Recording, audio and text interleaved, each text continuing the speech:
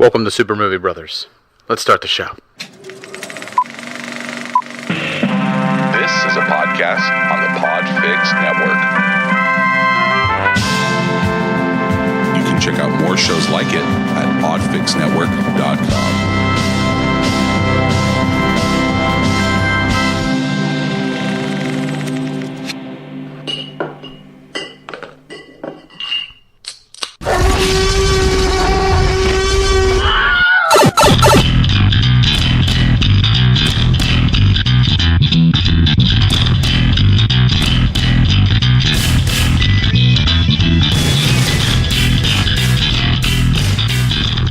Welcome to Super Movie Brothers, episode 97. I'm your host, Super Movie Brother Dave. I'm your host, Super Movie Brother Jay. I completely forgot that it was episode 97. I had to pause on that where I'm like, what, is it? Oh my God. Yeah. Almost at 100. 3 away from 100. And we have a very special game that we're going to have two guests on to play against you. And I get to play game show host. Welcome. Let's see what they've won. Absolutely fucking nothing. Oh, it's going to be so easy to beat me, I'm sure. Oh, this game is rigged against you. Of course it is. This is all about making the guests look good and making you look bad. Exactly. I'm perfectly content with that. Yeah, it's gonna be a lot of fun. So, but Jay, man, what were you up to this week? Well, I actually had a date in Manayunk outside of Philadelphia. It's a nice little party, young town. It was an all day became a bar crawl of all sorts. We bounced around to different bars. I haven't been there in probably 7 years. Cool little town, and ended up having one of the best burgers. Now, granted, I was a little buzzed. One of the best burgers and unique burgers I've ever had. It's a double cheeseburger with bacon, American cheese, and peanut butter. No, with jelly, jelly on the side. Out. No jelly. No, I didn't like it at all. However, I'm telling you right now, it was fucking amazing. Because this is my kind of burger that I would order anyway. Substitute the peanut butter for barbecue sauce. But the peanut butter, oh my God, it worked. Was it just like regular Jiffy? I don't know, but it was melted really nice. Oh God, no. See, melted peanat butter makes me want to vomit. I don't know what it is. So good. It was so good. I couldn't believe how good it was. It's just like melted peanut butter. Like I would look at, well, you haven't had to change a diaper. So I would look at it and go like, yeah, that's. It kind of did look like that. Yeah. Like that's baby doo-doo right there. Yeah, baby doo-doo. Nah, I am eating a baby doo-doo burger. No. I picture there will be a day where you where you're like, dude, we got to go get one of these burgers. Like you're not gonna be able to take it anymore. It's gonna consume your life. You're gonna have to go and find that place. And we're gonna go to Manayunk. I think it's called Lucky's or Lucy's, one of the two. And then we're gonna be walking around. We're gonna find a Lucky's, a Lucy's, and a Lucille's, and a Lucky's too. And you're gonna be like, I don't know which one it is. And we're gonna have to get you drunk to get you to lead us there, like a drunk bloodhound. Yes. To lead us there. And then we get there and we're both completely underwhelmed by the burger.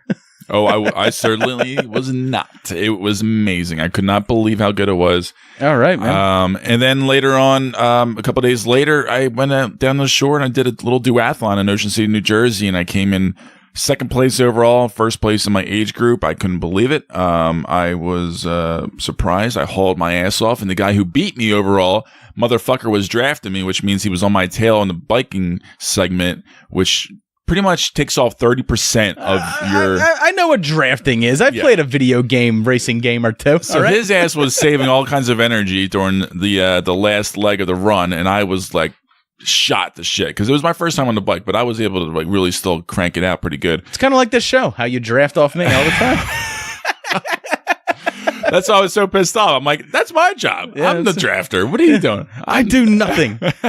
I'm the one that does nothing. You son of a bitch. Exactly. It's like George Costanza. I was like cursing. I'm like, did you celebrate with a beer like most other? Oh, I did. And look, I got a nice little burnt afterwards on my cousin's rooftop deck, celebrating a little couple beers. It always bothers me because like I have to like work so hard to like shed like a pound, and then like I watch these guys like do these weekend athletics and shit like that, and then they'll pound like 8 beers after they do it, and it's like how do you do that? Like if I did that, high metabolism, Dave. If I did pretty that, much what it is. I would like be laying on the ground just going water.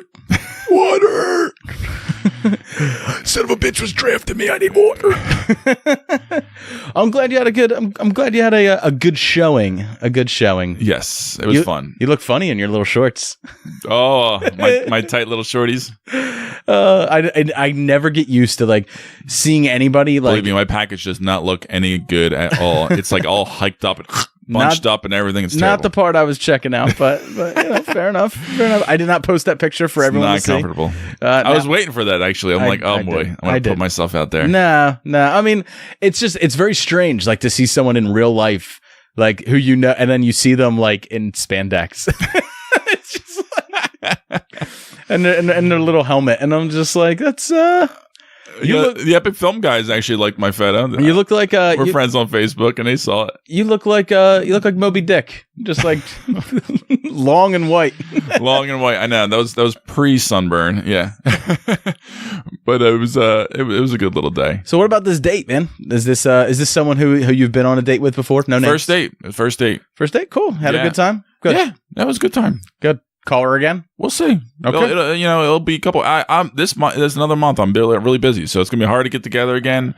So how do you? We'll see. Let me ask you something. These are all from Bumble, right? Yes. Okay. So you go on a date. Let's say this Maniunk date you just went on. That was on Saturday, right? Friday. Yeah, Friday. All right. So you do this Maniunk date. You guys have a great time and stuff like that. You smash in the bathroom of some seedy bar. Sure, of course. I don't think that happened, but no. So how many days do you normally wait before like you send a text message or something? Have you spoken to her? It's now Monday night. Yes. So 3 days passed. Have you mentioned? She has texted me more and asked it when we're going to see each other again, and I said possibly next week. I'm busy the rest of the week. And I was busy over the weekend. I wasn't really able to have any kind of free time. So, she's eager to get together again, and I would like to get together again too. It's just she's also in a weird transition with her job as well. She's trying to get out of there, and Jay's got a little eager beaver on the end of his line there, huh? A little eager beaver. Yeah. That's absolutely disgusting, Jay. How dare you reduce women to such terms? But she's cool, and she's kind of in a similar work world as I am, and we have some similarities in that regard. And yeah, it was fun. Awesome. All right, so for me this week, it was a Logan weekend. So Friday was spent driving out pretty much to get her from school, which is an hour and a half drive. Got her back here and stuff. Don't really get to do a whole lot on Friday. So she went to bed, and me and Lauren laid on the couch and did nothing because for some reason, and I don't know why, I have just been absolutely beat, and I don't know why. I don't know. I don't know whether it's diet. I don't know whether like my sleep cycle is all messed up. I've just been completely out of it. Like, so I mean, Logan did screw up my sleep cycle because like on Friday night, I guess Saturday morning, she woke up at 3 a.m. and she didn't go back to bed. And I went to bed at like midnight. So that's like, I got 3 hours of sleep. And it messed me up. And then, but I did get to like cat nap like here or there. And then like on Saturday, on Sunday, I felt fine, right? Like I felt fine. But then today I have to wake up at 4 o'clock in the morning to take her back to school on Mondays. I was just out. Like when you came here today, I was asleep. I was asleep on the couch when you came in. And that's the way I've just felt sluggish and like dead. I feel like the laziest, like worst piece of shit. And like, I feel like shit, like something's wrong with my stomach. Like I have a headache, like constantly. I feel like I'm dying. Like I'm just dying. You got insurance, Dave? Go to the doctor. But like, there's nothing to go to the doctor about. Like I don't go to the doctor. You don't know. That's what I was saying. Maybe it's your thyroid. You don't know. You're getting to that age, Dave. Believe it or not. You're telling me I'm getting old. You're getting old too, buddy. I feel like I go to the doctor. These little weird health issues for males start to creep around when you hit 30. It's like, I swear to God, it's true. What's wrong? Everything, doctor. Everything is wrong. Like, tell me, my son. What's wrong with you? It all hurts. I mean, it doesn't hurt. It's just like breathe. Like just living is agony anymore. Like, what do you got for that? And he's like, I'm about to talk about a movie that's going to be right up your alley, Dave. Xanax. That's what he's got for me. He's got Xanax. I don't know. I just don't know whether like I'm working too hard at work or whether like I'm doing too much with the podcast shit or whether like, I don't know. I just feel like there is not a night on my schedule where I can look at it and go like, I don't have anything to do. Like, I can just do me, like me time. And it's like, I don't have that. Like, I don't know what me time is anymore. Like, I sometimes I get lucky, and like on Saturdays. Well, how about this? I propose this. After we hit 100, our 100th episode, we take just a good old week off. No. Or 2 weeks. Whatever you want. No. I don't like that idea. I think you should. I'm not the type of guy who takes off. Like, that's the problem. Like, that's the thing. Like, when I take off and I have time to myself, I don't know what the fuck to do. Like, I don't know what the fuck to do. It's summertime. And it's like, yeah. And you know what I would wind up doing? I would wind up being like, well, I got the week off. I guess I'll mow the lawn and, build this thing or do that. And it's like, but even then I'm just tired again. It's a vicious cycle. Let's go to the beach. I know you love taking your shirt off at the beach. I don't mind it. I mean, I do it because I'm not one of those people. Because you know what's worse than being the guy who's uncomfortable taking his shirt off at the beach? The guy wearing a shirt at the beach. the guy wearing a shirt on the fucking beach. That's what's it makes everybody else so much more uncomfortable. You just stand out like crazy. Yeah, you gonna take that off now? and even worse, swimming with a shirt on. Yeah. That's even worse. No, yeah, fuck that. No. Oh no, my Lord. Never. So here's the thing: if you're worried about your weight and you don't want to take your shirt off at the beach, newsflash. We know you're chubby under that shirt. Just don't go to the beach. That's what it comes down to. we know if you're that insecure, just don't even go. And I know because I'm chubby. That's why I was just like, you know what? Everyone sees the spare tire under their shirt. You ain't hiding shit. You ain't hiding nothing unless you're wearing a girdle on the beach, in which case I guess keep the shirt on. Sometimes you just look better without a shirt. Yeah, you do. Right. So I don't mind it. I take it off. I mean, I know I don't like the pictures at the beach. I don't let anyone take pictures of me at the beach. Yeah. And if I do, I'm immediately like, destroy them, burn those forever, burn them, bury them, and never dig them up. That's what iPhone technology of filters and cropping does. That's right. Yeah. I could just put them in some pick arts and I could slim myself down. Look at this beefcake right here. That's all me, baby. Ow! Yeah, look at this Chris Pratt body. I don't know, man. Chris Pratt's going back up, and that's okay. I like him. I like him that way. I like my men with a little bit of cushion, little beef. Yeah, a little beef. All right, so then it was a long time talking about nothing. On Saturday night, Jay, we did a little thing that Epic Film Guys was running. They were running it all weekend. Started on Friday night, ended on Sunday afternoon. They were doing the live stream for The Cure, where they were trying to raise $5,000 for cancer research, and the Cancer Research Institute was going to match their donation of $5,000 with a donation of their own of $5,000. They actually succeeded and exceeded their goal. So yeah, I'm so happy for them. They wound up donating somewhere around $11,000 to cancer research. It's amazing. So big congrats to Epic Film Guys. I had the extreme pleasure of joining them on Saturday night to do a very special movie cocktail. I put out a bunch of tweets about it. So if you missed it, I'm sorry, but we did do a very special movie cocktail for Lethal Weapon. But because I love you all so much and the live stream for The Cure is over, I will share the recipe with everybody. So, the drink was called the Riggs Rum Runner, and it was pink for breast cancer research. Going on there, even though it's the Cancer Research Institute of America, and we're talking about all different kinds of cancer, cancer of all forms. Breast cancer has a very special place for me, and in some ways how it's affected some around me and stuff like that. So I made a pink drink for breast cancer, and it was the Riggs Rum Runner. It was 1 cup of pink Moscato wine, 2 ounces of white rum, 1/2 orange juiced, 1/2 lime juiced, 1/2 lemon juiced, with 1 teaspoon of grenadine poured over top of ice. And then I also used those cold bullets in it because it's for Riggs, man, and bullets. Damn right. Yeah. Oh yeah, of course. Come on. And I had it in my bullet glass where it looks like your glass caught the bullet. It was what it winds up being is it winds up being a very tart, pulpy, but also little sweet. pulpy because it was all fresh squeezed. No, I strained mine when I put it in, so you can. Yeah, and then if you don't feel like squeezing fresh fruit like I did, as you should. Come on, just you can just buy the juice and put the juice in.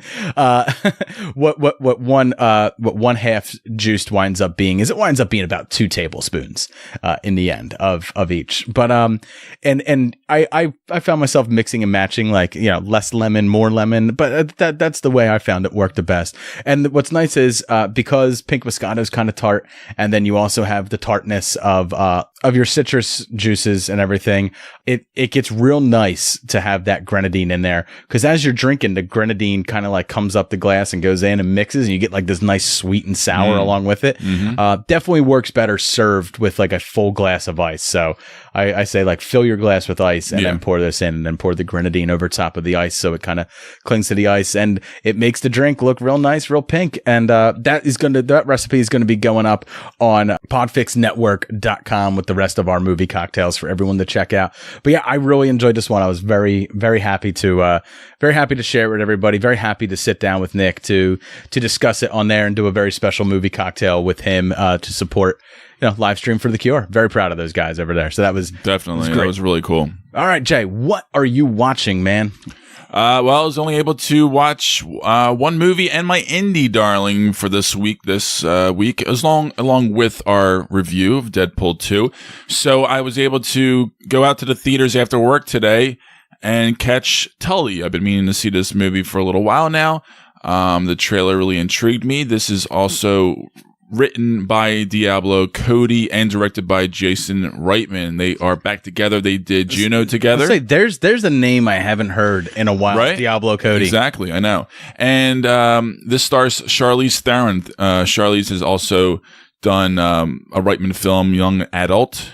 It's kind of interesting because her character in that movie seems like a version of the character in this movie. I thought you were going to say a version of Atomic Blonde. But I was like, I could see that. Nah, but like if that character got married and had kids younger, that kind of thing. Okay. That's who this person would be. So she's a parent of 2 young children, one being actually on the spectrum, I believe. It also has San Juniper star Mackenzie Davis. Yeah. Yes, she plays the title character Tully. From Black Mirror, and then she was also in Blade Runner 2049 as the hooker. Yeah, and Halt and Catch Fire on AMC. Yes. So good looking lady. Every single character in this movie is just great. Absolutely great. Ron Livingston played the husband. Mark Duplass. Obviously great. Mark Duplass had a great little cameo as the wealthy brother of Charlize. So before you move on, I know me and you we're going to try a new thing where we're going to talk about one film that we watched. I did watch Creep 2 on Netflix. And if you've never seen Creep, I don't think I did. It's a Duplass brothers film. I recommend checking them out. They're interesting. They're intriguing. Those guys make little off-center movies. So Creep is about a guy that goes out there and he kind of like stalks a guy, and then they become friends, and then he turns out to be spoilers, a serial killer. And then he videotapes himself killing these people. So in Creep 2, he reaches out to a woman through social media who is a vlogger. She's kind of like a documentary filmmaker, and he's like, you know what? He's the most prolific unknown serial killer in the country. Why not document this? That's the only thing he can do to make himself stand out, is document it. So I won't go too far into it, but at one point, because he's like, I don't want any barriers between us, he comes back with a towel on and just drops towel, and dude is fucking hanging dong and brain, just like full frontal in the camera for an awkward amount of time, like 30, 40 seconds. But I thought it was funny because when the female who is a the journalist gets naked, they don't show her nude. And I thought about that, and I was like, I actually like that. I like that, because so much about nudity in film is always women being nude. There's never men nude. Unfortunately, it's Mark Duplass, but he was naked in the film. Mark Duplass was actually naked? It was 100% him, and I don't... That's surprising. And because it was on screen for 30 seconds, like I said, uncomfortable amount of time, I had enough time to inspect and can't believe that. And go, that's probably not a prosthetic. Wow. That's surprising, because he's like swinging dong and brain. He has the power to not have to do that, because he's got his own production company, and because this film was made by his production company. He was the writer and director of it, Jay. You know what? He is. I don't know. God bless him. Good for him. Hey. So he looked at himself. He said, "Mark, you're going to hang dong and brain." And he said, "You know what, Mark? You're the director. I got to do what you got to say." God bless him. That's awesome. He is a true indie guy. Yeah, but so check those movies out. They're both on Netflix. Creep and Creep 2. Sorry, I think I will. Sorry to derail your conversation there, Jay. I just had to tell you. No. I just had to tell you about the segue. It's a good segue. I just had to tell you about the dick that I saw. Yeah. It must be a lovely one. It's good dick. I can't wait to look at it. Good. It'll be fantastic. Yeah, I'm not even going to pull up a picture and show you. I'm going to let you find it for yourself. I'll find out, during the movie. It's a good dick. I'm anxiously awaiting. Yeah. So slightly jealous. Yeah. His balls hang lower than his dick, though, which is it shows your age right there. Wow. Yeah, my balls they don't drop. I'm still going through puberty. Yeah. You don't sit on the toilet and just like teabag the fucking water. I don't have those kind of balls. Not even after a bike race, like when you're droopy. No, I told you they're fucking so hammered up and junked up, where it takes a good 2 hours for them to start dropping again. It's like your testicles and your kidneys are sharing the same cavity. Oh my lord, I probably can't even have babies because of these fucking bike shorts. That's all right. That wasn't in your plans for life anyway. Not really, not necessary.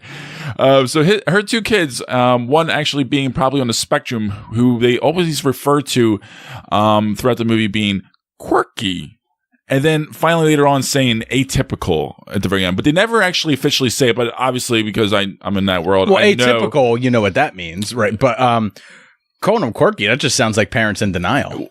That's kind of the thing. Like a lot of the people are tiptoeing around it because they never really addressed it, whether it be her brother's wife or the principal of the school that actually really wants him out of the school and into a special school because he's being a disruptive student with 24 other kids in a classroom. So it kind of walks on eggshells a little bit. Is this the only school? Like it's a private school. It's like so that her brother is putting money in towards the school for them to be in there. Hanging brain Mark Duplass? Yes. Yeah. Okay, so her busy and loving husband, Ron Livingston, always fantastic and always solid, pretty much does what he does best and plays the everyman. And he is present enough, but, they're both really incredibly stressed. And as this baby arrives, the third one on the way, the grave detail, and it's really fantastically done how they do it, of the realities of motherhood and just parenthood in general and the excruciating difficulty it can be and the mundane routine of it all just kind of just drives you nuts and burns you down, and you really get a good sense of that. And I've never seen a movie that really just had it, the clarity of it just so well realized. And the script of Diablo was not as biting as her old scripts and how punny and how like a little too smart for their own good kind of. She's aged. It's yes. And she was inspired because after her third child, she wrote this script. So, but it definitely catches up to them, and her brother realizes it, offers a night nurse to come and take care of the baby and take care of a little couple things around the house so they can just fucking sleep. Must be nice to have a benefactor. Yeah, pretty much. And they put it off for a little while until a little bit of a breaking point, and she comes, and Tully arrives. And she comes as like this crazy welcome spirit that really helps out the family, and mostly obviously Charlize's character, because then it turns into hand that rocks the cradle. She sees a lot of herself, like her younger self, in her, that free spirit, that great optimism, and just that real free-spirited lifestyle that she once had before. I think that's a good place to stop, because if you keep going with your synopsis, you're going to wind up spoiling. That's all I'm saying anyway. Yeah. So that's pretty much it. And it was a really, really surprisingly well done movie. And the ending, I think either some people will appreciate it, dig it, and like it, or some people might just think it's a little too much. But does she smother the baby? No, nothing too dark. But it's definitely a lovely movie. I really think that anybody who's a parent probably should check out, especially if you're in this day and age with this kind of life that we're living, Dave, this day and age with your interwebs. You reminded me a lot of Charlize's character, especially this week. I don't get the way you're burned out. Logan is never the thing that tires me out. No, I know. It's never her. It's always stuff of my own doing. Like I am my own worst enemy. I undo my own plans all the time. I'm like Thanos in that way. So for me, the film that I watched this week was the Netflix original movie Cargo with Martin Freeman. And it follows a man who is trying to survive with his family. Like by the time you start the film, this outbreak has already taken over the continent of Australia. and they're on a riverboat. They're going down the river, and it's very cool because like you kind of get the feeling that it's a zombie apocalypse type story. But you don't know that for sure until about 45 minutes in. Okay. Like they're giving you all these signs. There's these medical kits with like this spike plunger that like you put up next to your head after you're infected to off yourself pretty much. And like it has like a little watch that goes on you that you hit the button after you've been exposed to the virus, and you have 48 hours left before the virus completely takes you over. And it's not like a normal zombie film, like when this virus takes you over, like you don't just like die and then like come back. I mean, that does happen, but it's weird, like from in the bite area, like this brown thick, almost like syrupy like liquid like will start pouring out of it. It's like, and it's very mucusy, and then like when you die, like it'll start leaking out of your eyes, your nose, and your mouth and stuff like that. So how's the graphics? It was all practical. It all looked fine. Good? Yeah. And it wasn't overtly like gory or anything like that. This isn't Tom Savini or like Greg Nicotero level effects or anything. Like, there's no like extreme rotted bodies or anything like walking around. But so the whole point of the story is that Martin Freeman he's trying to get his family to survive. Eventually, it's just him and his, I would say, probably less than year-old daughter left. And he has, let's just say, 48 hours to find someone to take his daughter to help so that she can survive. And that's the entire crux of the story, is just him looking for someone who's worthy enough to raise her. And they do a very interesting thing where basically in Australia, the majority of the white people are falling victim to this virus. But the Aborigines, they all went back to the old ways, and they're actually thriving. Which is what? The old ways that before society came to them. Oh. Before, like it's basically Aborigines are in Australia what Native Americans are to us here. Gotcha. So like they all just went back off to the outback and started living life as they did before civilization ever came to Australia. And it's really interesting. It's nothing spectacular, but it's interesting. Like an interesting slow burn kind of movie. A bit. I found it intriguing at first, boring at other times, and then at the end I really enjoyed it. So that's great. So yeah, I wound up really liking it. So I recommend it. Especially those kind of movies, especially if it ends with a bang. That's all you really want. With the slow burn, it better have a good payoff. It ends right.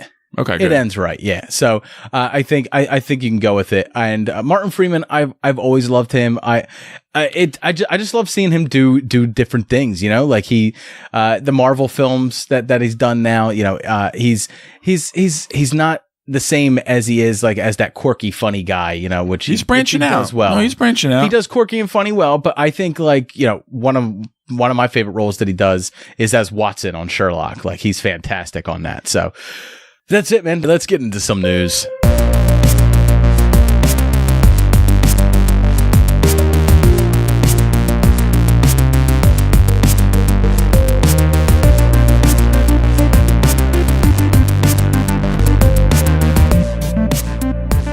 And now it's time for the news.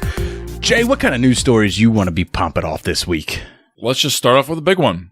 Jaake Gyllenhaal is going to be playing Mysterio in Spider-Man Homecoming, the sequel. Yeah, right. The sequel to Spider-Man Homecoming. Yes. Jaake Gyllenhaal, which I find really interesting, right? Because wasn't Jaake Gyllenhaal possibly supposed to be replacing Tobey Maguire for Spider-Man 4 at one point? And then they were going to do a whole reboot with Gyllenhaal.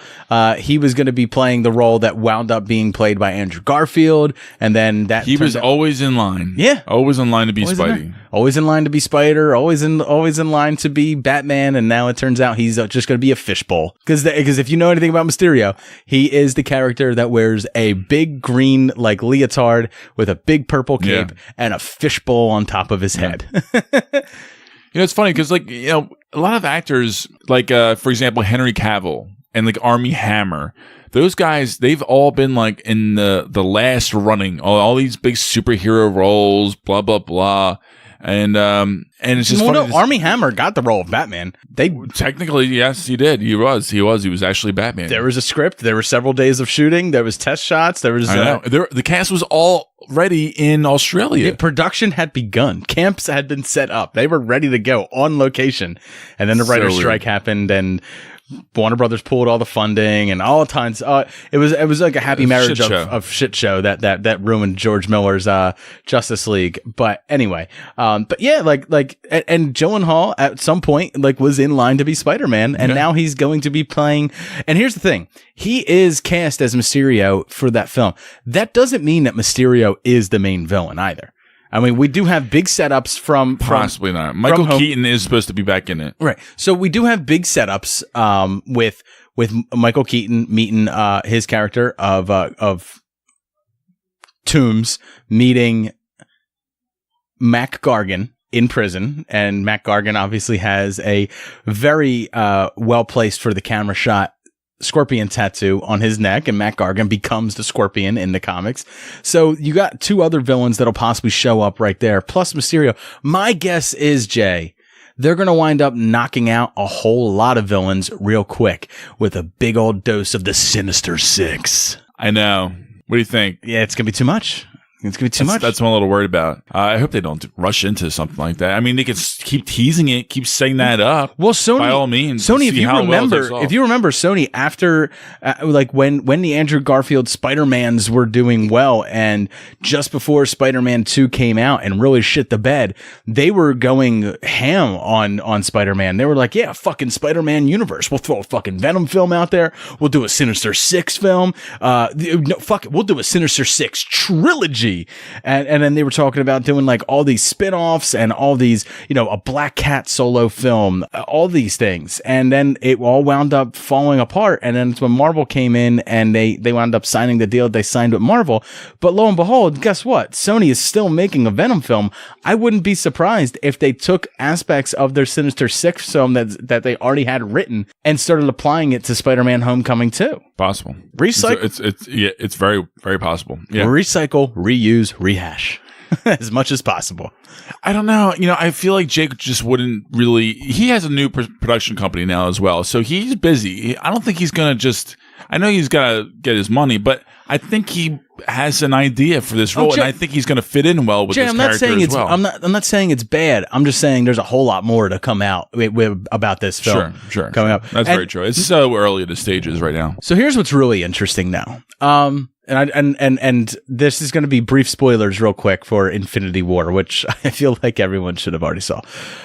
But we all know that Spider-Man dies at the end, right? And Infinity War doesn't come back until May of next year. And then not too long after that, I believe in that same summer is when Homecoming 2 is going to be coming out in 2019. So that means the marketing for Homecoming 2 is going to have to start before Avengers Infinity War comes out, which means spoilers again, not really. You're going to have to show that Spider-Man survived Infinity War anyway.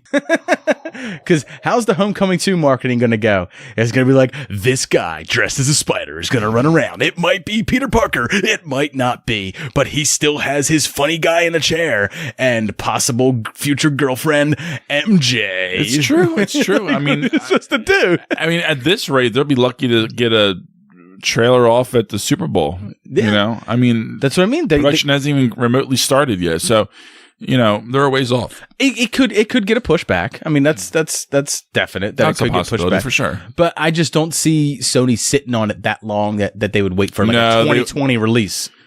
No, probably not. No, they would want the third one every year. Dave, what do you got? All right, Jay, I got two quick Star Wars ones for you. This one's going to be a real hard no and a pass for me. Lucasfilm would love to eventually make a Lando Solo spinoff film. We haven't even seen, Solo yet. It hasn't even come out yet. From what I hear, Donald Glover is amazing in it.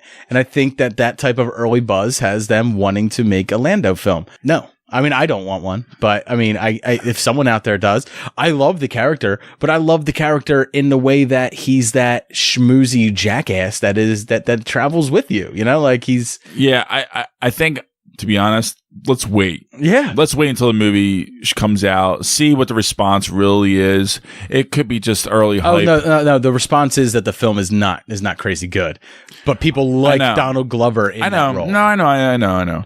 But still, well, let's just put on the brakes a little bit. This franchise might not take a hold as much as they think it could. So, they're already talking about Obi-Wan now again, and like all kinds of stuff. But that's the next news story, Jay. It is official.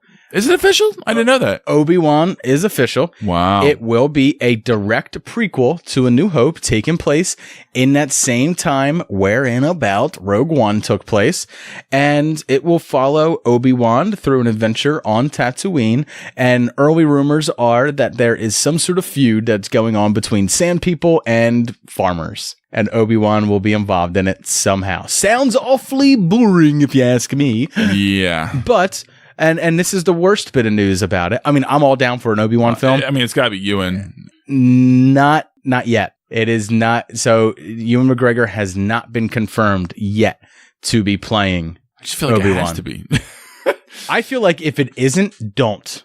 Right? Don't do it. Yeah. I mean, just don't do it. I feel like if you're going to make this, it has to be with Ewan. Yeah. Every fan wants it. He wants it. He did want it, at least not that long ago. But he's in an interesting position where he gets to say, like, he's got leverage. Yeah, if it's not me, then who? Yeah, like if you could get somebody else, but good luck. It just won't feel right. I don't think. I think Ewan McGregor coming back, he's at the right age now where they wouldn't have to do age progression technology on him. Just a little bit of aging makeup, maybe if that, and then slap a white beard on that son of a bitch. Put him out in the desert with a hood. You got it. But yeah, I don't know. But I'm not intrigued about that story. I think that's just, that's like leaked scripts type stuff where that could be, one minor plot point of this film that has a completely, overarching tale to it.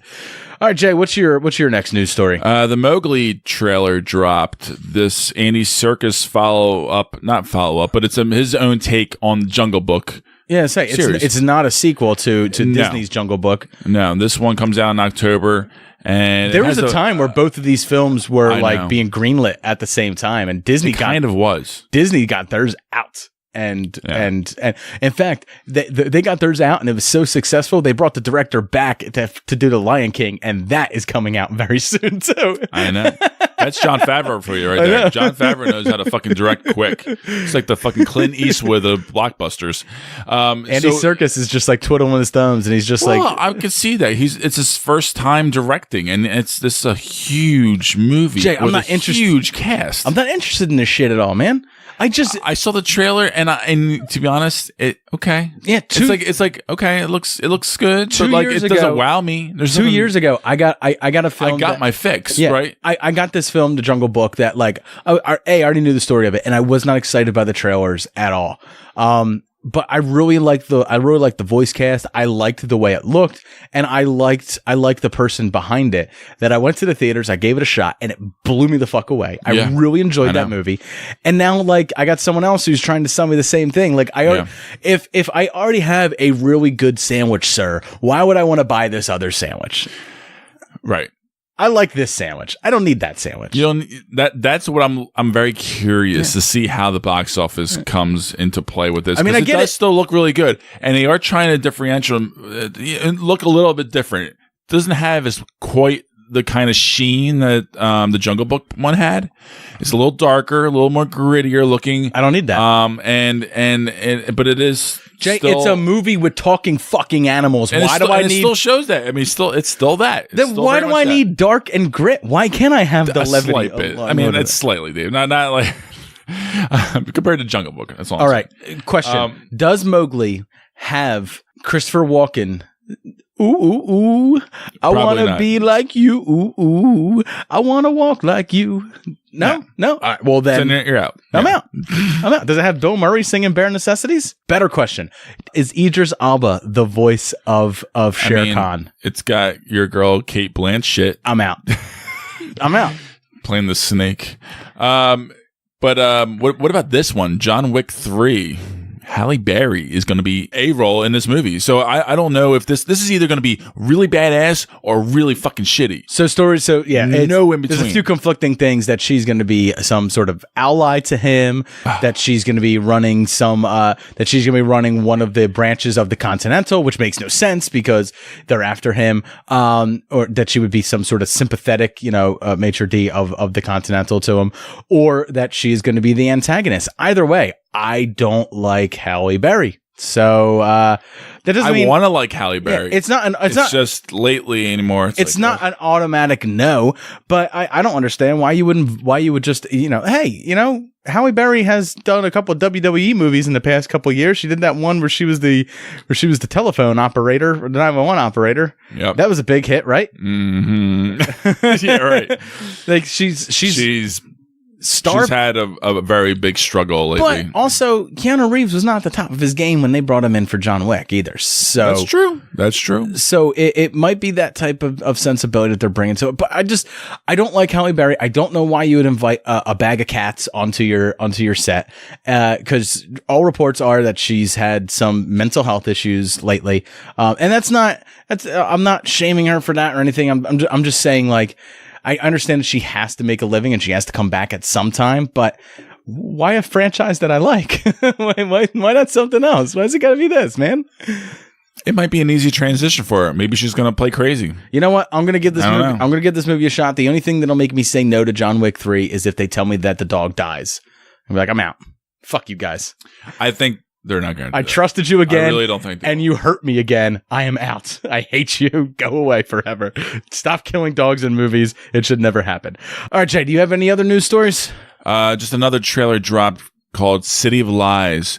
It stars Johnny Depp and Forrest Whitaker, and they are an investigator and a journalist hunting down and trying to figure out the killings of Biggie Smalls and Tupac back in the 90s. So it's an interesting little mystery thriller kind of movie. No, it's not, because spoiler warning, they don't solve the mystery. I know they don't. But it still looks really cool. No, it doesn't. And it's directed by the guy. It's directed by the guy that did Lincoln Lawyer, which kind of kickstarted the what was it called? The Matthew McConaissance or whatever. McConaissance. Yeah. McConaissance. Which has since ended. Well, it's over. There's always an expiration date. The reconnaissance has ended now. So, and I'm intrigued. I'm not intrigued. I'm kind of intrigued. Not at all.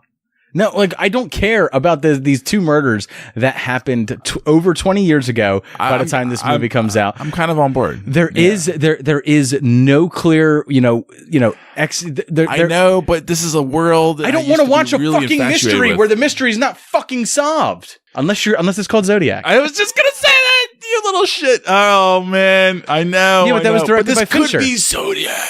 Who's the director of this one? I just said, the guy who ever did Lincoln Lawyer. Oh, great. Yeah, I don't care. That's the only film I know. It was a solid movie. It's a solid movie. It was fantastic. It was solid. It wasn't good. And this honestly just looks like it could be solid. All right, Jay. October 2019. One of our favorite comedies is going to be getting a sequel.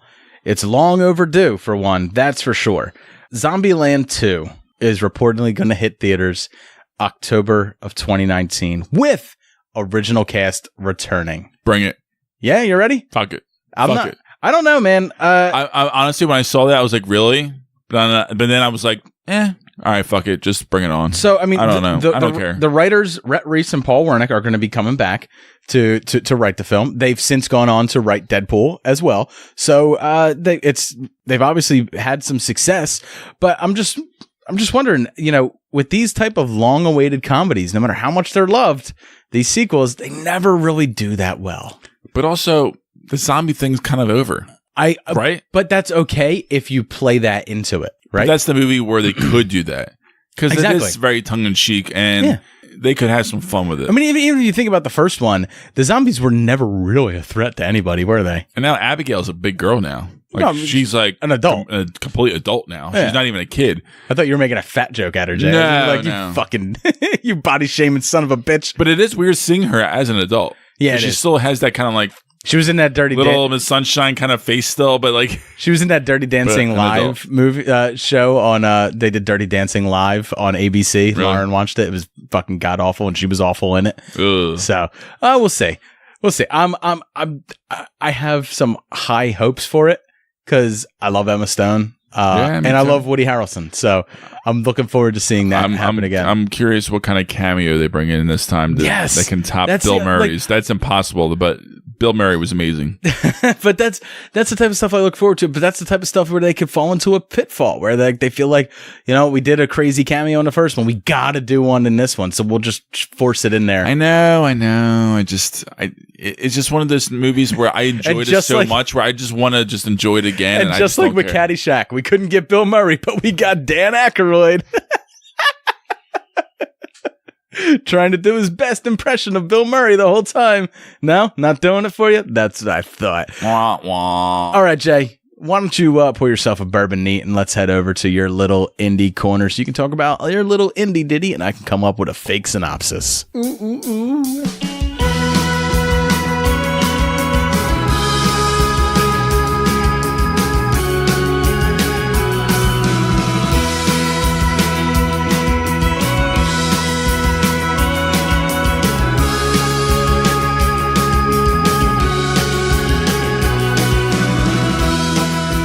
Welcome back to Jay's Indie Corner. Jay's going to come out of his little corner and he's going to talk about a little indie ditty. Hello. That he's watched and he wants to review for you. But before we do all that, Jay is going to have to let me know what the title of that film is so I can come up with a fake synopsis.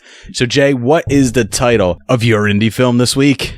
Too Late. Ooh, Too Late. Well, the only thing I ever worry about being late about, I'm going to share with you. So, in keeping themed with this whole, I guess, family theme, yeah, you know what? We're going to review Deadpool 2, and that film starts out with him saying that's a family film. It's a family film. Tully is a family film, too. And that's what Too Late is all about.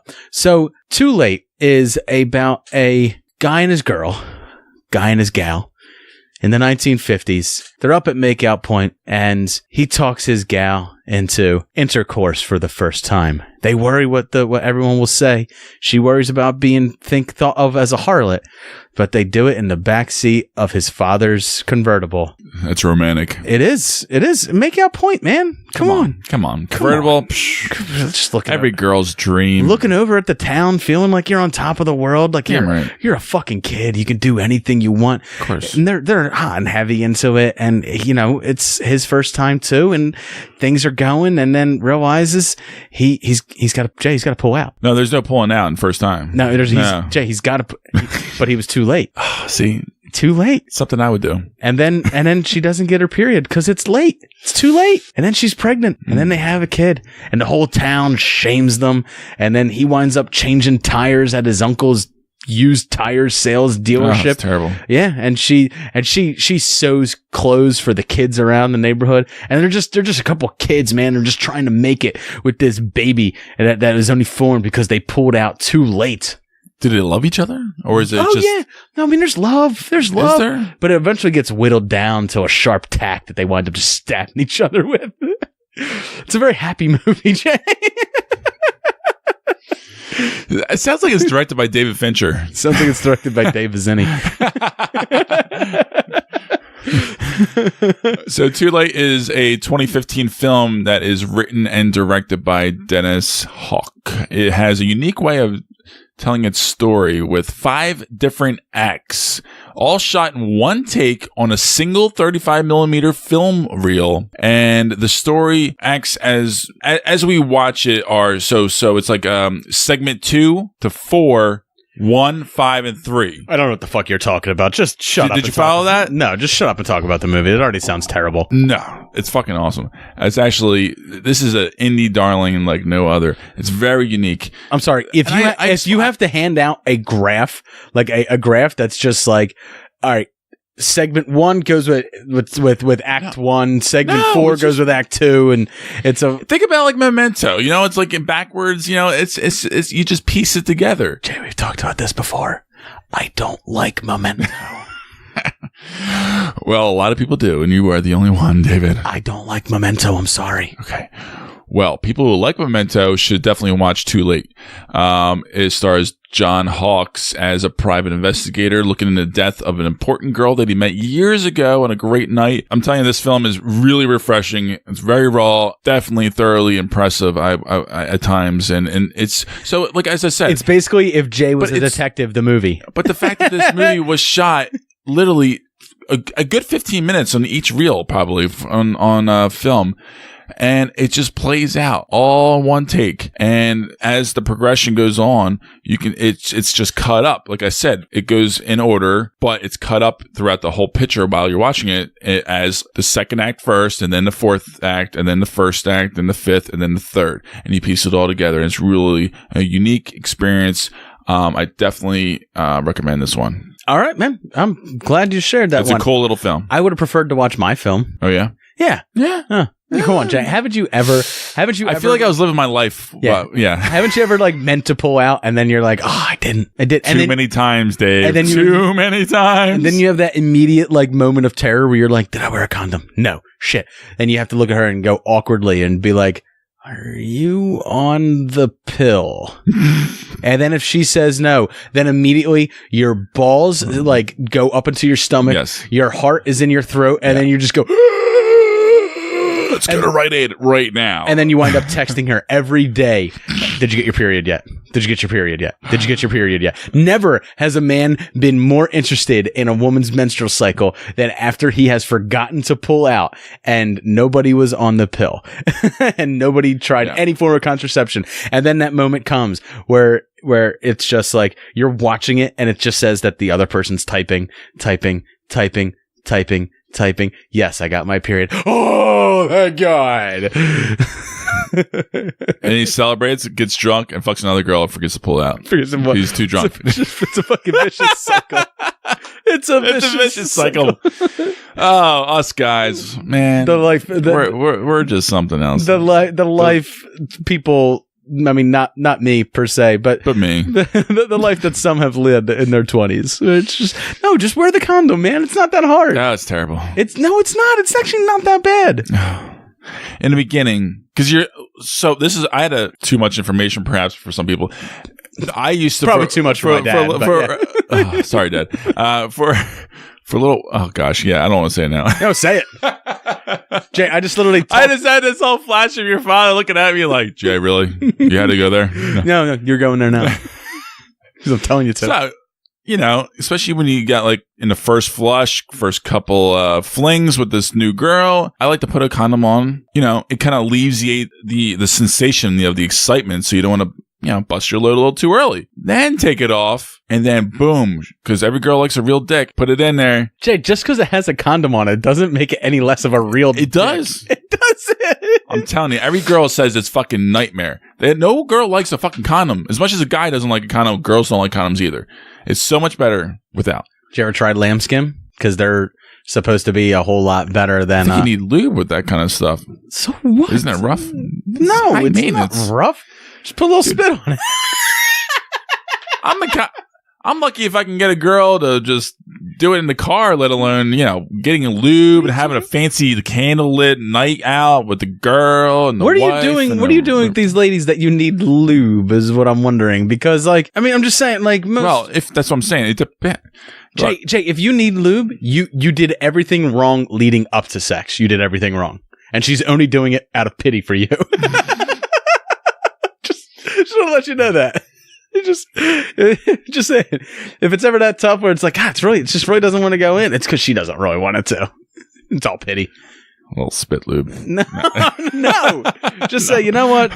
This isn't feeling it. I'm not feeling it. You're clearly not feeling it. It's like, you know what? I think we're going to be responsible tonight, and let me just drive you home. Let me just drive you home. Or Jay, I don't know if you do this, but you could always just go down. I do, but he doesn't like it. DJ Khaled right here. There's a time and place. I've been scarred, Dave. I've been scarred. No, don't give me that shit. Oh, give me that shit. Yeah, I was scarred one time. And that's all I gotta say. So it does depend on A story for another day. Yes. All right. Well, we gotta go review some beers before we get into our Deadpool 2 review. So let's get that taken care of.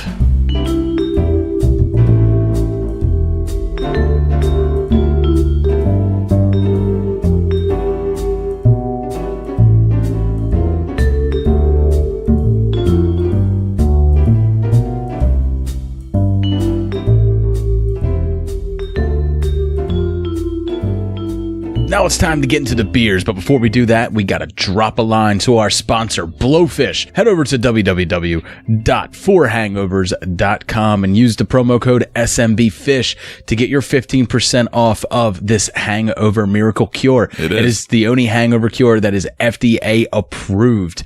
And you just drop these 2 tablets into 8 to 12 ounces of water, let them fizzle out, drink that water down in about 15 minutes. Your hangover starts to feel a whole lot better. So make sure that you head over to www.forhangovers.com. That's FOR hangovers. Use your promo code SMBFish. Jay, we have a drunk scene that we got to do, but I like to play fast and loose with the drunk scenes. Not always are the people drunk in the scene.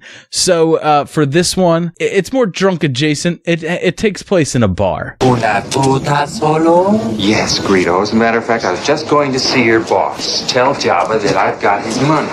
So, Bidale. Maratam titach makichita. Jabba wa ninchikoch babushani kaitani wanyaruska.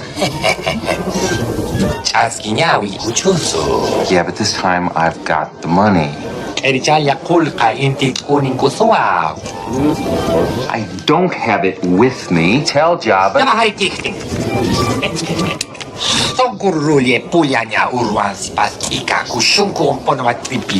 Even I get bored sometimes. Do you think I had a choice?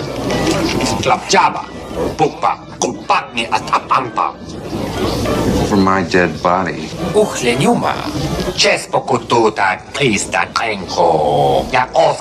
Yes, I bet you have.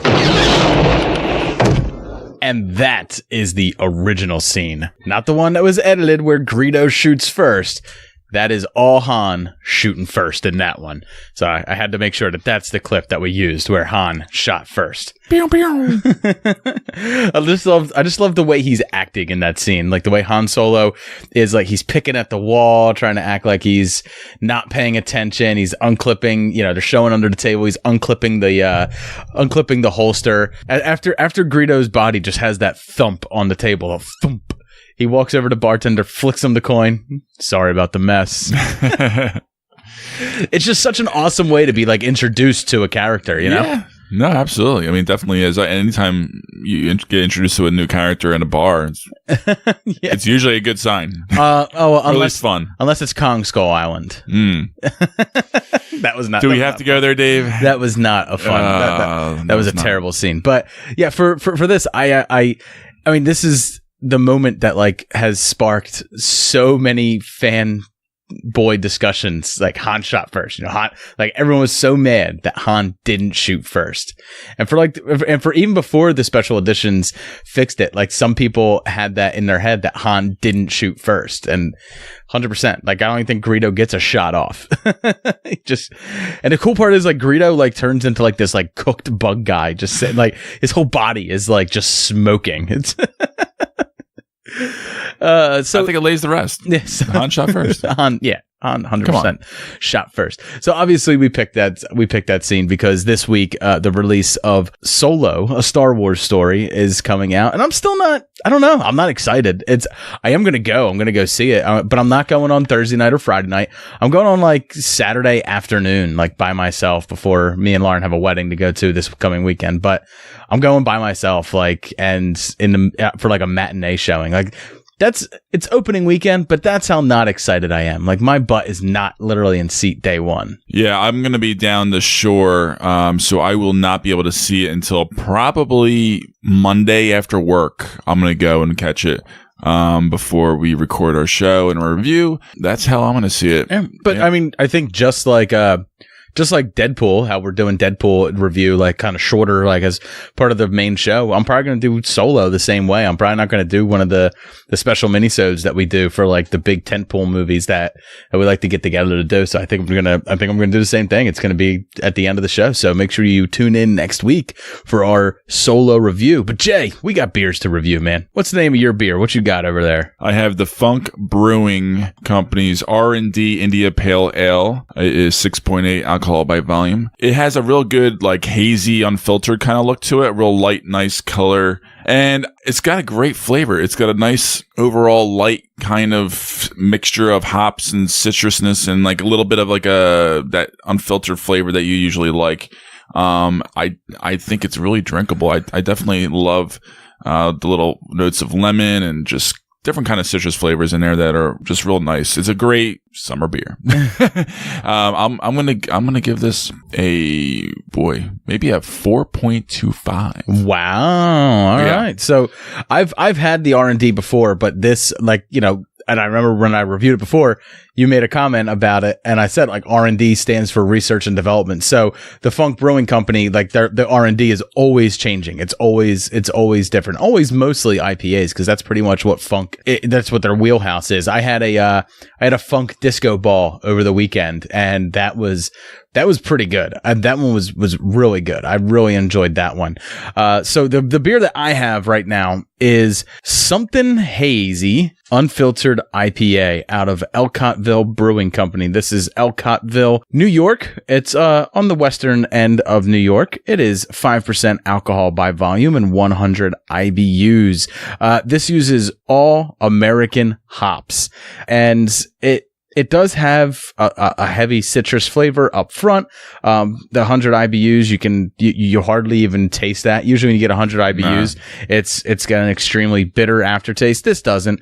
It's very nice on the nose. It's a little bit darker in color than I'm used to with most unfiltered IPAs. Usually they have like that yellow color like yours has. Yeah, I think we have different kind of beers. Yeah, this is a little bit darker. Definitely still hazy. And it's pretty refreshing, but I mean, for me, it's just that I don't think everything blends together so nicely. Like the citrus notes that you're getting up front don't really blend well with the little bit of a harshness of the bitter at the back end. So even though it's unfiltered and it's certainly dry hop, it's not quite there. So I'm going to be giving it about a 3.5. Okay. All right, man, let's go cook up some chimichangas and review Deadpool. Yes. 2. Let's do it.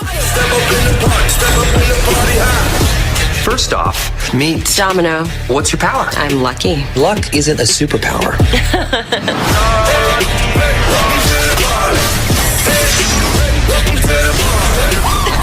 You're hired. You're hired. 4 or 5 moments. That's all it takes to be a hero. Try again. You're right. Cue the music. Doing the right thing is messy. But if you want to fight for what's right, sometimes you have to fight dirty. Don't you know how to knock? I thought you saw me with your ears. Lying alone with my head on the phone, thinking of you till it hurts. I know you hurt too, but what else can we do? Jay getting a little bit too into the intro music there, buddy. Oh, give it to me. So me and Jay are going to be doing our review for Deadpool 2. Jay, I saw this on Thursday night, opening night, at Oxford Valley, one of my most hated theaters, the Oxford Valley Regal Theater, but everything went swimmingly, everything went smooth, no issues, no problems. Thank God. And you know, me and Lauren sat down, laughed for 2 hours, got up and left, and that's about my review. Thank you, everybody. This is Super Movie Brothers. I'm Super Movie Brother Dave. Anyway, now, Jay, what did you think of the film, man? Because this is not your bag. This is not your thing. You weren't even a huge fan of the first one, really. No, I was. I really did enjoy the first one. It was something that I thoroughly enjoyed. It was one of those things that it took me off guard because I didn't expect it to go the length that it went. But anyway, so this theater was actually... You mean being the highest grossing R-rated film of all time? Just the breaking of the fourth walls and just kind of like such a meta aspect of the movie. And I know that's the character and all that, but it was really shocking and really a breath of fresh air, put it that way. So my theater actually had some really loud laughers, real big Deadpool lovers, but they were just far enough where it wasn't distracting, but they were definitely in the theater. So this is strange. We had a woman next to us. She was there by herself, right? She was watching the film the entire time. You could hear her laugh every now and then, but no louder than anybody else. And then there's that scene where he's doing the interviews with all the people that are going to be joining X-Force. Yeah. And some guy walks up and he is in he's got long pink hair and he's dressed in white from head to toe, and he goes, "I'm Shatterstar." And she goes, "Yes!" Lauren's like, she's like, she really likes that guy. I think she really He must be huge. He's not in Asia. No, she wasn't Asian at all, this woman, but she could still have an Asian fetish, I guess. But no, Shatterstar, he literally said what his origin was in the film, where he's like, I'm from Mojo World. I'm technically an alien. I'm from Mojo World. And it's all like these early 90s like X-Men that are like outlandish and weird and like not well looked back upon. But she was and then Peter. But she was very excited to see Shatterstar. Just super stoked. Hey, everyone's got to have a fan. Everyone's got to have a thing. I'll be honest, man. There wasn't any moment where I really got that level of excitement. You know, there was no Red Skull showing up on showing up on the Soul World, right? Okay. There wasn't any moments like that for me until the after credits scene, which we'll get to in the spoilers section. I was gonna say, if anything, that was probably it too. Yeah. For me. So this movie, I actually had a lot of laughs. I was kind of liquored up. See? The altered state of mind. I had nothing to do that night. So I was like, you know what? I'm not going to go out. I'm just going to sneak a bottle of whiskey in, a little mini thing and a little half pint, and just kind of get a little glass of ice and just kind of pour myself some whiskey as I'm watching this movie. And I had a great time. A lot of great laughs throughout the whole film. I mean, I really enjoyed it. I thought it was really pretty well balanced with the comedy. I didn't think it was... See, that's where I differ with you. Yeah? Yeah. With the comedy? Not so much with the comedy. You think it was forced upon, or is like... There's definitely some things that I felt well, of course, there's some aspects are going to be forced upon, but like... Some jokes didn't land, but not only that, some recurring jokes didn't land. I did get a little tired of several characters, Deadpool not being one of them.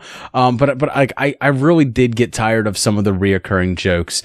And I definitely did not like everything that happened before the credits rolled, before the opening credits. And I'll get into spoilers with that stuff. It just tonally threw everything off. It was weird. It was a little weird. And I get that it was a parody to something. Like, I understood that. Like, I was telling Lauren when we got out, and she's like, yeah, but why was it like that? You know, like, why was, like, Deadpool wasn't funny in those moments. Like, he was Ryan Reynolds' action star, not Ryan Reynolds playing Deadpool. And I said, like, here's why it's a reference to another type of film. And then even the opening credits was a reference to other types of films. So, the movie overall wasn't as tight or like focused as the first one for sure, but I still did enjoy it. I got a lot of laughs. I hated the story. Like, and I understand that in Deadpool, the story means absolutely like, because the story for the first one was find Francis, kill Francis, movie ends. Done. and we talked about that briefly after we saw these movies and talked about it through text. You're right. I mean, but it's one of those things where I don't care. I mean, I care, but I accept the fact that a Deadpool movie. And as long as I get the story and it's interesting enough.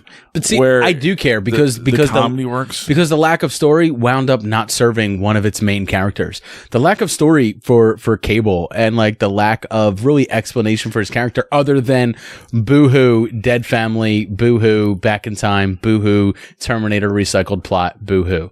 I mean, we get Cable's story like very, very, like Cable's story, you never let the character become like a full character. All he really was a guy with a metal arm and a glowing eye who was chasing them. Yeah, and then he winds up, this is not a spoiler, joining the team and they work together. But you know, I didn't understand Cable enough to really understand any of his motivations in the movie other than his minor revenge plot. Like that was it. Yeah. So I to have Josh Brolin be there and do that, and to have just seen Josh Brolin do a villain fantastically, and then see him come here and then do a villain, or at least an anti-hero, not kind of one note. Yeah. I wasn't fully fleshed out as far as on the script. I think a lot of things were cut out probably in this movie. But I do think that, you know, I think he just wanted to have some fun, and I think he liked enough of the character. Like I said, initially written, I do believe that a lot of things were probably cut out of this movie with his storyline, at least. Maybe. But I you know, it was fine. It was there fine. Was some nice Easter eggs. He looked great. Some nice nods to what his character is in the comics and stuff like that. So if you are like a huge Cable fan or a huge X-Men fan, everything that you wanted him to be could still exist. They didn't outright say it, but they kind of showed you through like little Easter eggs and stuff like that.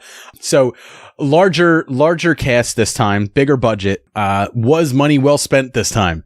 How was the CGI this go around? I think Colossus still looked great. At no point did I think that he was a CGI character. You know what I mean? Like, I know he's CGI, but I mean, it wasn't bad CGI, and it didn't take me out of it at all. Yeah. There was one character who's CGI, and we can't say who that character is, but his CGI was fucking whack.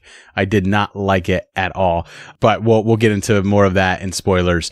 So as far as the new characters, Jay, did you enjoy the new characters? Fire Fist, did you enjoy Fire Fist? Our boy Ricky Baker from Hunt for the Wilder People. Julian Dennison, what'd you think of Julian Dennison? His comedy didn't quite work for me. It really seemed like a little surprising. They literally were like, hey, can you do the exact same things that you did in Hunt for the Wilder People? Right. And do that. Because there's one point where he comes out and he shouts rap lyrics and he calls himself a gangster.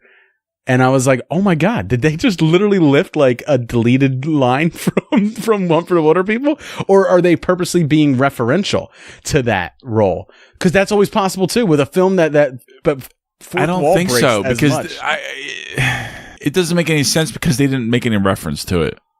Yeah, I know. The character took himself too serious with the serious stuff, you know, throughout the picture mostly, but also in the beginning he was doing his little Hunt for the Wilder People shtick. Yeah, he was. In the comedy, and a badass the comedy gangster. just didn't work. No, and it didn't work really here. It works in Hunt for Wilder People because he's the only outlandish character in that. But great. in this, when he's surrounded by everyone being an outlandish, colorful character. Now, if Taika Waititi was directing this movie, then Nah, sure it would work. No, I don't think I would want Taika Waititi to direct this film. I'm happy with what we got with the director we got. But what about Yukio? Hi Yukio. She's cute. She's funny. It was perfect. That's one of my favorite. It was perfect. Fly away, Yukio. Yeah. There were so many great little moments like that. Yeah, I love that. I loved it.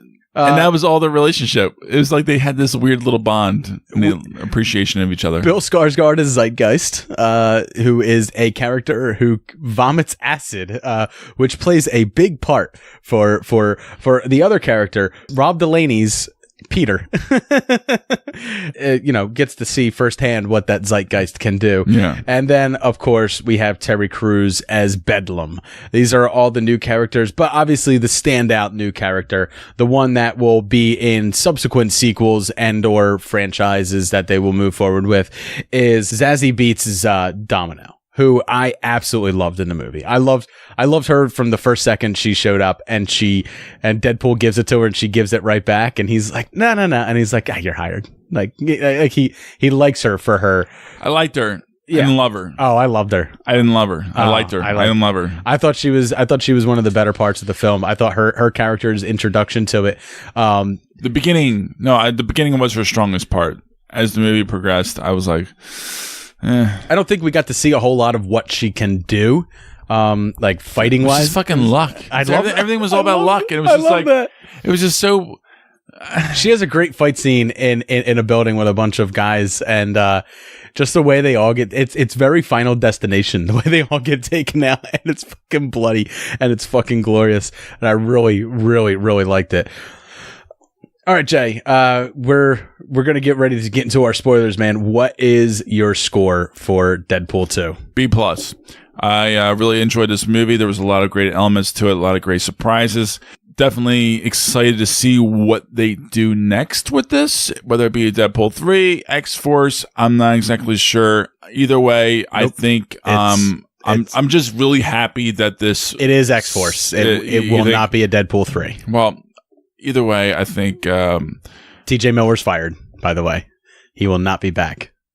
Yeah, I'm not surprised. He actually, his comedy sucked as well in this movie. No, he was not funny. I think he wasn't funny at all. I know a lot of people said that they don't think like a lot of him was cut out.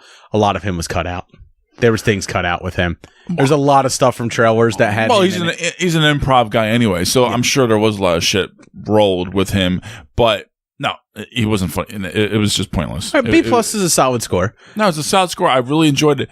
It was one of those things where I thoroughly enjoyed myself in the movie, but overall, I had to grade it accordingly as far as I thought as a whole in the movie, and I really did enjoy it. The way you talked about it, like the way you said, like, oh, I had a lot of fun, so I expected you to go higher than that. I'm at a B, because for me the story, it just isn't there. So its rewatchability is going to be very low. Because one of the things that I realized about the original Deadpool is I agree. I enjoy it, but I can't, if I see that film, let's say more than like once a year or even more than that, the comedy gets worn very quickly, and you have to rely on your story at that point, something that you can really get behind, like moments, right? Emotional moments, right? And not even emotional moments, just emotionally invested in the story. Yeah. Just great moments that like either crack you up or still emotion, or give you something to go with.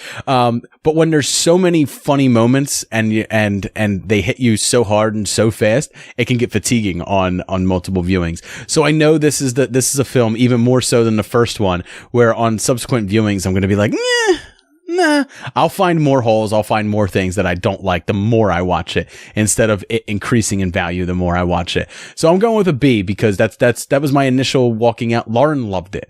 Like, Lauren absolutely loved it. She loved it more than the first one. She was cracking up, practically pissing pants at some points.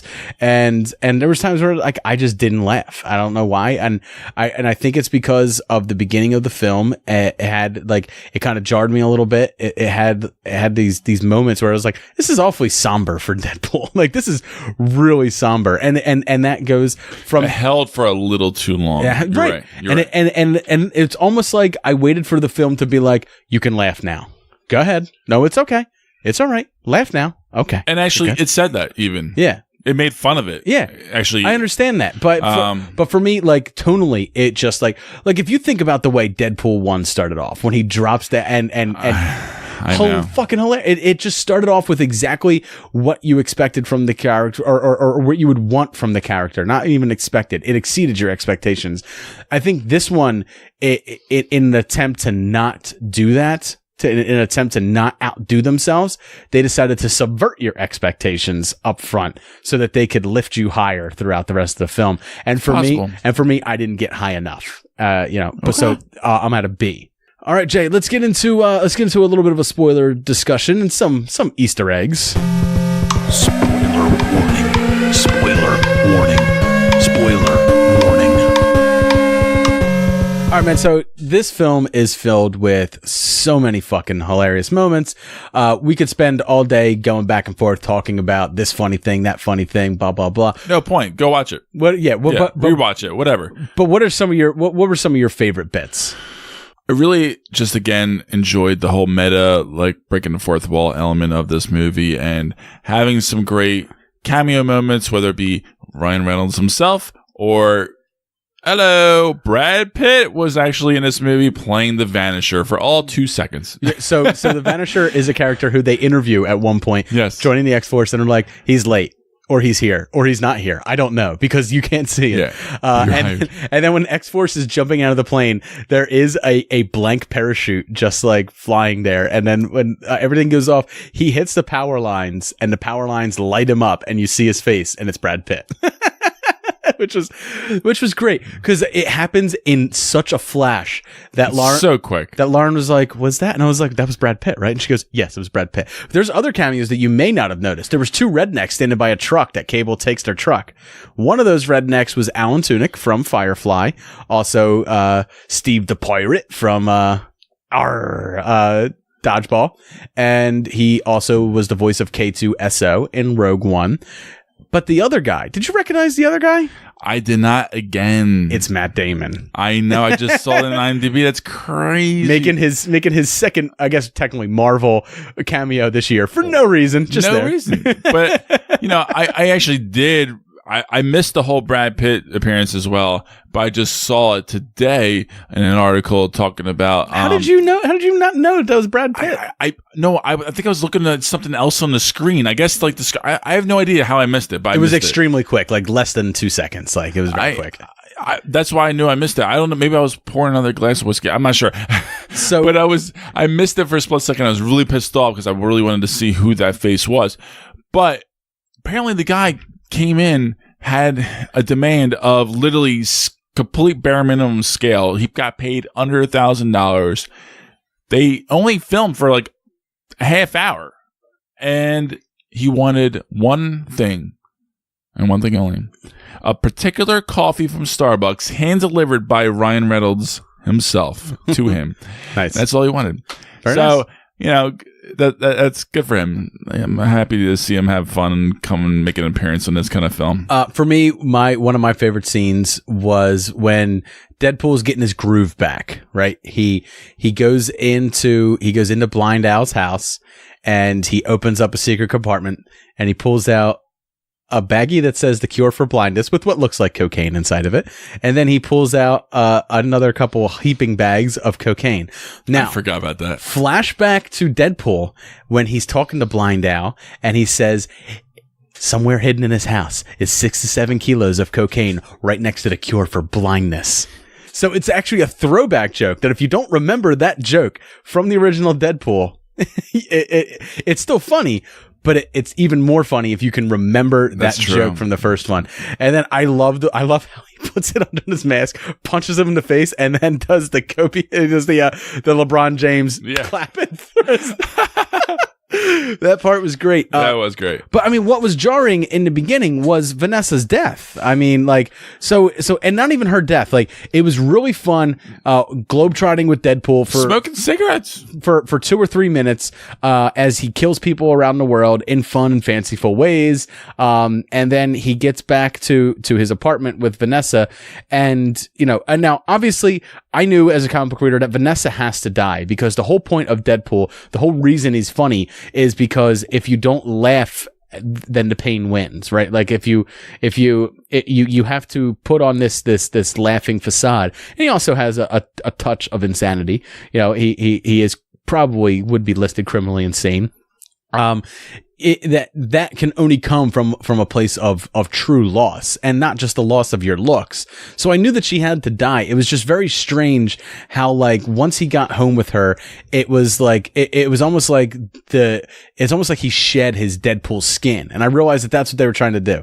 He sheds his Deadpool skin, and he's just Wade when he's with her.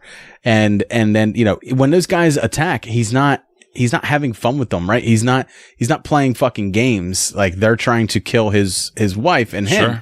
Sure. So he has to kill them. And it was just very, very strange. Like, even chasing the guy down it was strange. It was actually really, they still tried to add comedy in it when he throws the cream cheese spreader at the guy and it sticks in the wall.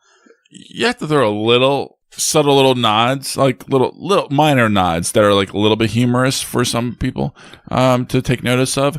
But it was kind of cool to see a little raw emotion, not normal Deadpool fight, but just like he's fighting for his home. For me, I would have preferred if the film just kind of like started out like that instead of starting out with the globetrotting and stuff like that. I think you're right, Dave. I do think you're right. By giving us Deadpool and then taking the Deadpool skin away from him. Because it wasn't that funny anyway. Right. Yeah, like, it was literally him just being mellow. And then obviously that is also a call to James Bond films where James Bond, especially The Spy Who Loved Me, James Bond gets married, she dies. And then the film begins, right? Like that's how that, or at least that's one of the James Bond films where right after he's been married, the wife dies. And the same thing with Austin Powers.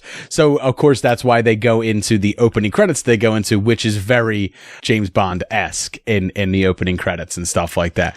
But for me, yeah, but not as funny, more depressing. Yeah. Not even like as interesting as the first But movie. I do get what they were trying to do with it. I just felt like it could have been done in a different way, or there's a way to fit it into the story that would have made it less jarring. I get that Vanessa had to die, and that's fine. And also, Vanessa winds up becoming like in the comic book films, Deadpool. Every time he dies, essentially, he will come back due to his healing factor, but he gets to meet Death. And Death is a lady, and he's in love with Death, and Death somewhat loves him as well. There's another Marvel character, not in the Fox universe though, who also loves Death, and that's Thanos. So there actually is a Deadpool comic where Thanos and Deadpool are both vying for the attention and love of Death, it's absolutely hilarious. But anyway. Whoa. So, but Vanessa kind of takes on that role for him where every time he dies, he goes in and he sees her. So that was kind of cool from a comic book aspect, but just for me, that was a little jarring. Now there is a character who they tease throughout the entire film when Deadpool's arrested and he goes into the Supermax facility with Fire Fist. They talk about the big guy, right? The big guy. And Fire Fist is his prison wallet. Be careful. He's got a sharp pen hidden up his ass throughout the whole movie.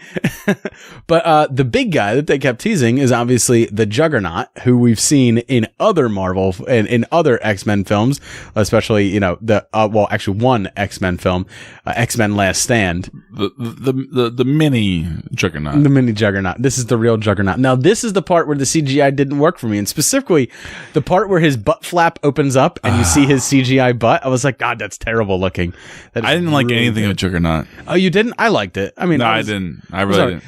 But did they miss an opportunity? Because how could they not do that? I'm the Juggernaut, bitch! Which is funny because that was a meta reference in X-Men. I don't think they had enough fun with Juggernaut. No, they referenced him a lot. They hyped him up a lot, but he didn't have fun. But that was a pretty fun fight between him and Colossus, and that's a thing in the comics and in the X-Men cartoons. Is Colossus is your X-Men's big heavy hitter? Sure. So, I mean that's cool. That's cool. I didn't mind that, but like everything else. And they also tease that he is the half brother of Professor X because he says he wears that helmet to keep his brother out of his head. So that's also a tease to that. So I love those little Easter eggs that they threw in throughout the film. But as far as getting into Cable now, like they get into the fact that Cable is from the future, which is part of it. And the little nods they give to him. So he carries that teddy bear around with him. That teddy bear was owned by his daughter, who he says is named Hope. Now in the comic books, there was a storyline that happened called House of M.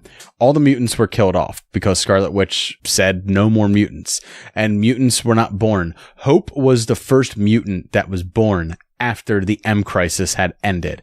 So, and a lot of people wanted her dead. So Cable took her into the future and raised her, and she eventually returned as an Omega level mutant, which Cable was supposed to be as well. However, they didn't get into his powers at all. It seemed like he just used technology the whole time throughout the film. But did you notice, are you a fan of This Is Spinal Tap? No. So you don't know about their amps that go to 11? They have amps that so if you notice Cable's gun, it goes to 11.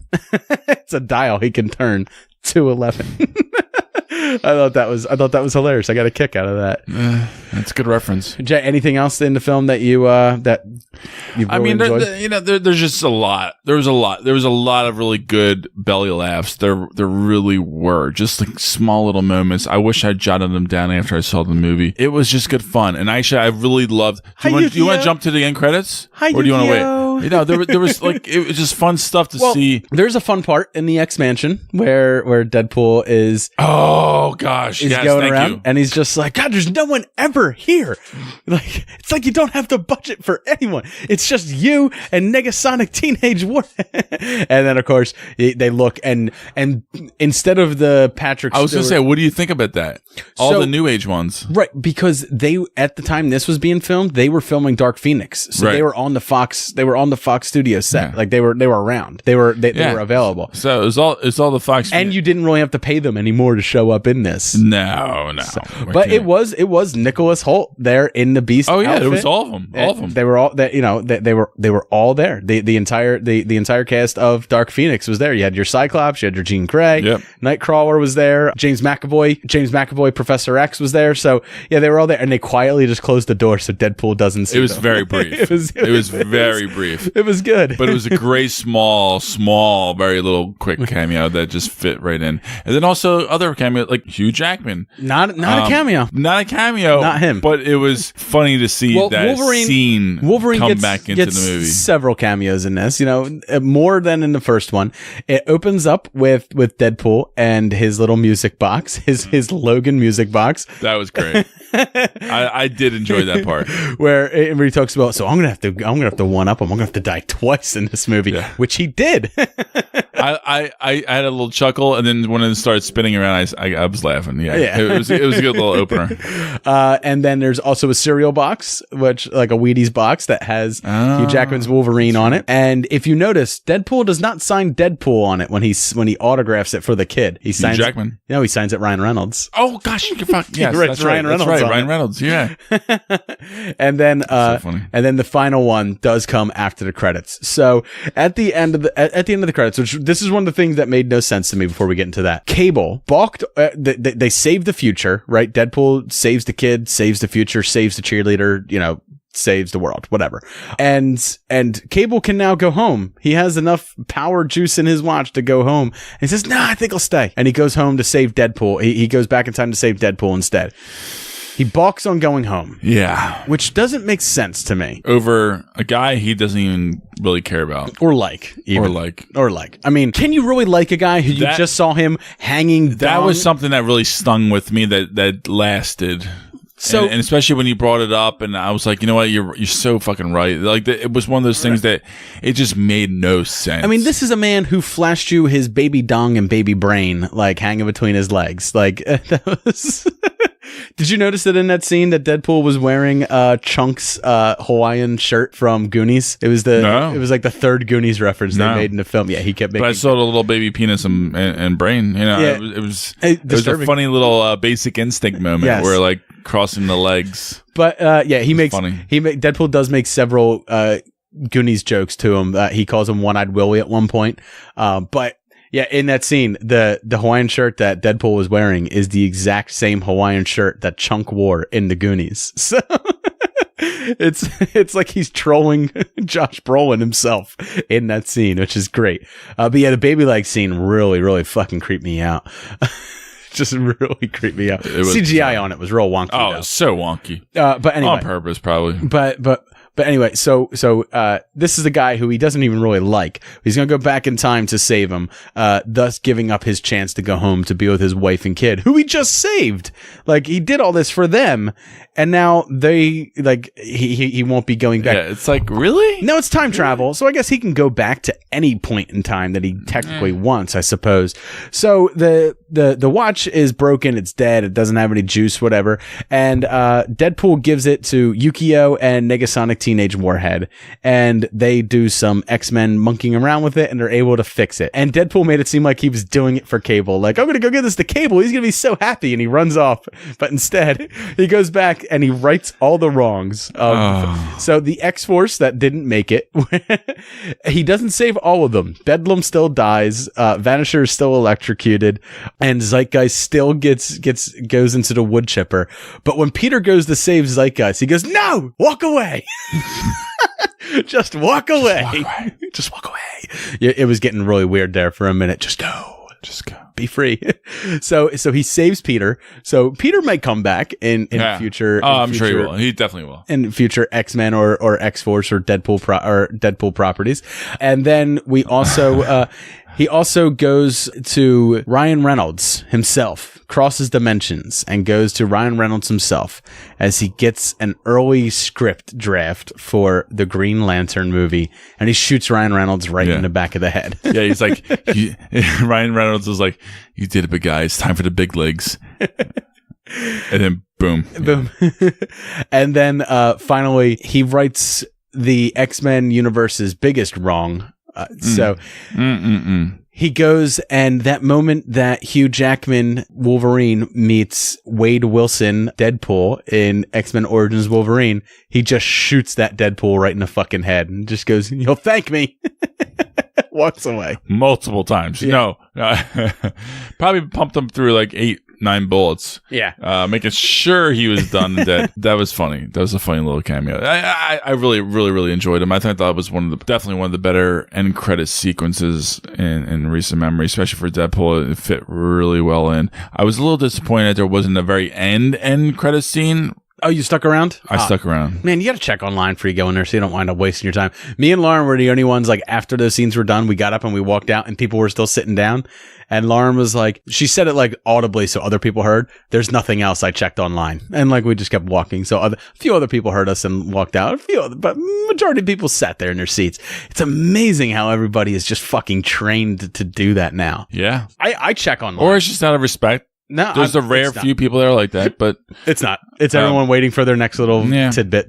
But there was nothing. Ultimately, I did barrel of laughs the entire time. But like I said, if they made it is what it is. If they make a Deadpool 3, yeah, I'm still down. I'm still down. Of course. Still down. It's just a fun movie. It's enjoyable, but it's one of those movies because of what it is. It outstays its welcome. Outstays its welcome. It outwelcomes its welcome. It welcomes you more than anything else could welcome you. And you got to just put it on me once a year, if that. Once a year? Jesus, they took 2 years to make this one, so once a year is asking much. It's asking a lot. I don't want that. All right, Jay, that's going to do it for Super Movie Brothers tonight. I hope you enjoyed our review for Deadpool. I know there's a ton of stuff we left on the table. There's a lot to talk about in the film. There's a lot to digest, not so much story-wise, but a lot to digest in its jokes. We could sit here all night and go back and forth between its jokes, but those are the ones that we wound up being most memorable to us. If you'd like to reach out to us on Twitter at SuperMoviePod, go over there. Let us know what you really enjoyed about Deadpool. Let us know what you thought of the film. Let us know your favorite parts of it. Try to be as respectful as you can to spoilers. Make sure you head over to www.forhangovers.com. That's FOR hangovers.com and use the promo code SMBFish to get your 15% off. Do it for your hangover cure. And then you also want to check us out on Facebook. Jay runs the Facebook over there. That is Super Movie Brothers Podcast on there. Join the group. And the Untapped app. Check us out, what we're drinking, what we're reviewing. Hit us up. Let us know what you guys are drinking. And as always, head over to podfixnetwork.com to check out our movie cocktails and the other great shows in the Podfix network. I want to welcome Into the Portal podcast to the Podfix network family. They are our newest addition, and I want to wish them a very welcome. Make sure you go over there and you listen to their show. They got a great show. It is a show that is kind of a little bit about history, a little bit about weird things that have happened throughout the history of our world. It's very interesting, informative, educational, and of course, fun. So I want to thank everybody for listening. Have a great night. Cheers. Cheers.